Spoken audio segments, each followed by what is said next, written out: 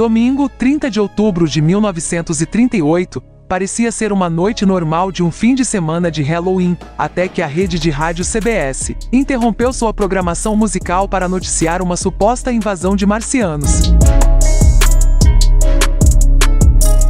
Dramatizando o livro de ficção científica A Guerra dos Mundos, do escritor inglês Herbert George Wells, o programa relatou a chegada de centenas de marcianos a bordo de naves extraterrestres à cidade de Grover's Mill, no estado de Nova Jersey. Adaptação, produção e direção da peça foi do ator e diretor de cinema Orson Welles.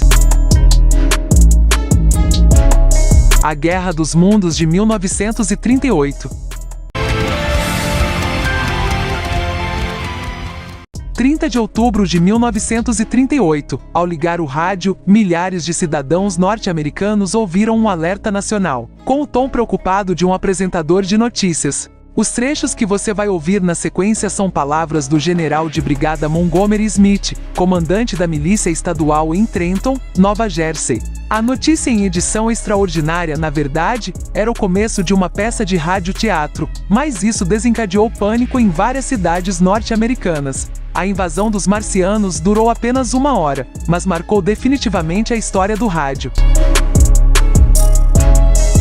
A dramatização foi transmitida às vésperas do Halloween, reportagens externas, entrevistas com testemunhas que estariam vivenciando o acontecimento, opiniões de peritos e autoridades, efeitos sonoros, sons ambientes, gritos, a emoção dos supostos repórteres e comentaristas. Tudo dava a impressão de o fato estar sendo transmitido ao vivo, mas na verdade era o 17º programa da série semanal de adaptações radiofônicas realizadas no Radioteatro Mercury por Orson Welles. A CBS calculou na época que o programa foi ouvido por cerca de 6 milhões de pessoas, das quais metade o sintonizou quando já havia começado, perdendo a introdução que informava tratar-se do radioteatro semanal. Pelo menos 1,2 milhão de pessoas acreditou ser um fato real dessas, 500 mil teve certeza de que o perigo era iminente, entrando em pânico, sobrecarregando linhas telefônicas, com aglomerações nas ruas e congestionamentos causados por ouvintes apavorados tentando fugir do perigo. Jornal Daily News resumiu na manchete do dia seguinte a reação ao programa: Guerra falsa no rádio espalha terror pelos Estados Unidos. O medo paralisou 3 cidades e houve pânico principalmente em localidades próximas a Nova Jersey, de onde a CBS emitia e onde Welles ambientou sua história. Houve fuga em massa e reações desesperadas de moradores também em Newark e Nova York. A peça radiofônica ficou conhecida também como Rádio do Pânico.